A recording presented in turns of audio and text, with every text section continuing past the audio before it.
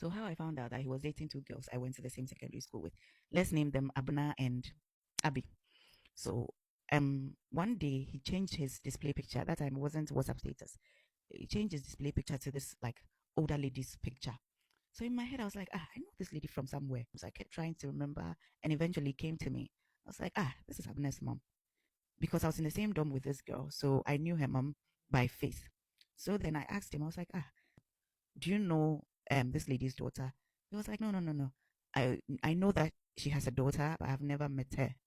I only meet the boys when I go to their house because she was in uni as I then. And I said, oh, okay. So I didn't think much of it till later on in the relationship. Now back to the other girl that we're calling Abby. So Abby used to work in a bank, and his best friend, the one who told me this guy doesn't have any plans for you and then move on, used to work in the same bank, and coincidentally they worked in the same department. And I knew that this guy was a womanizer sort of. So I knew that there was no way that that girl would not be somebody that he knew, given that his best friend used to work in the same department with Abby.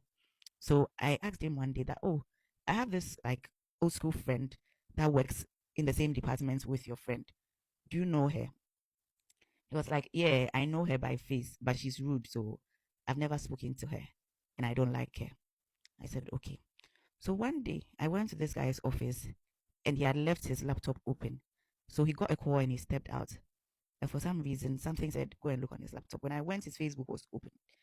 And then I clicked on his friends list. That was when I saw this girl's picture staring back at me, her profile, I mean. I was like, you said you haven't spoken to this person before, you don't like her. What is she doing in your friends list? It didn't make sense to me. And so eventually one day, at the collapse of the relationship, he came clean to say, oh, this was somebody that I dated, this other girl I dated, but I didn't know how to tell you. I was like, what a snake, you devil. But eventually, what broke up the relationship was one Christmas, after I had avoided going to Winneba for a long time, I decided to go to Winneba for Christmas. And that was because he had even said he was going to travel to Nigeria for the Christmas with his boss. So I thought, if my boyfriend is not in Accra, let me just go to Winneba. So I went and I didn't speak to him throughout because I didn't want to disturb him or anything like that. So I came back to Accra, I think on the 28th or something. And then I still didn't see him. I didn't call him. He had come back by then. But he just told me that he was back, but I didn't speak to him or anything. He sent me a text and I responded. So after the 31st, we went to church. And at that time, my pastor then, Pastor Wake Up, shout out to you.